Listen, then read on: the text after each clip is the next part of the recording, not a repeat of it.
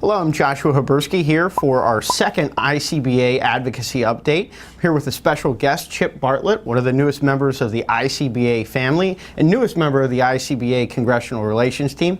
Chip, tell us a little bit about your background. Sure, absolutely. Josh, thank you for the introduction. And first off, glad to be a part of the ICBA family. Community banking is in my blood. My father was a community banker, actually started a community bank when I was 10 years old. From there, worked at a community bank in college. After college, I worked for the Arkansas State Bank Department as a field examiner. I was an examiner with the State Bank Department for 3 years, and from there, wanted to kind of expand. Really took a liking to the Bank Secrecy Act, BSA/AML. From there, went and worked at FinCEN, the Treasury Department, for 6 years, and post FinCEN, I went and worked for Congressman French Hill out of the 2nd District of Arkansas, who he sat on the Financial Services Committee as the majority whip last Congress. So very diverse background, and glad to be a part of the ICBA family. Yeah, you definitely bring a lot of diverse experience to the team, and obviously French Hill, Representative Hill, is a good friend of community banking, and ICBA was instrumental last Congress for a lot of different things. So what issues do you cover in the Congressional Relations team now? Sure, absolutely. So the Congressional Relations Shop, we are set up to lobby both Republicans and Democrats, which is a pretty unique position to be in, especially this Congress with the Democrats in charge on the House side. My particular portfolio covers BSA/AML, the Community Reinvestment Act, CRA, ILCs, and fintech. Great. So let's dive into the new Congress a little bit. The House Financial Services Committee and Senate Banking, you mentioned there was some changes in power.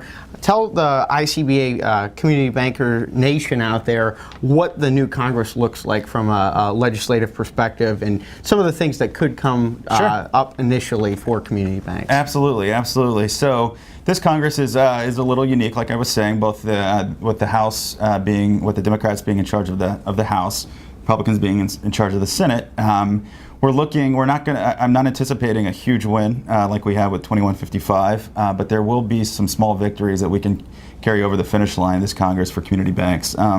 One of which is BSA/AML reform. It sounds like there's an appetite on both the Senate and the House to find that fix, particularly the beneficial ownership fix. So we're looking to carry that forward. Cyber and data security will be an issue that I think will have a bipartisan buy-in from both the House and the Senate, as well as in the fintech space. I think we will see, particularly in the lending and payment space and the fintech space, we'll see an opportunity for legislation. Final question, how can community bank advocates out there assist the lobbying team and the work that you do day in and day out? Absolutely, absolutely. So our members are absolutely integral to our job as lobbyists, to the congressmen and women, to the senators, to their jobs.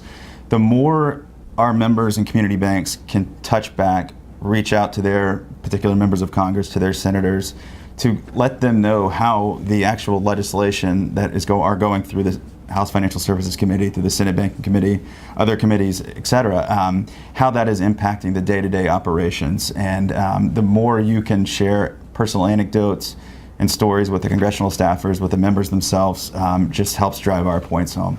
Yeah, certainly. I was in Colorado earlier this week talking a lot about training and building relationships, and that personal story is the cornerstone in any effective relationship with a lawmaker or elected official. Sure. Well, Chip, thanks for giving us your sense of background in financial services and some of the work that you've already been doing here today, or here in DC.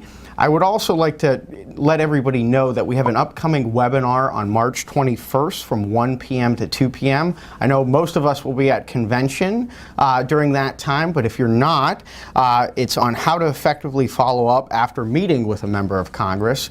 So something that's very timely, given that we'll be pivoting to our Capitol Summit very quickly. I would encourage you to register for this webinar, even if you're going to Capitol Summit and not going to attend the live session. They'll send you the recording.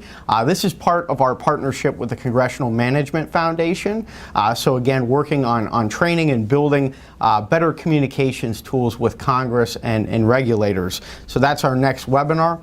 Also be on the lookout for a new blog post on getting ready for Capital Summit, which will be on April 28th through May 1st here in Washington, D.C. We hope you join us. Chip, thank you for Josh, joining thank us you. for Advocacy Update number 2. Absolutely wonderful. Thank you. Thank you.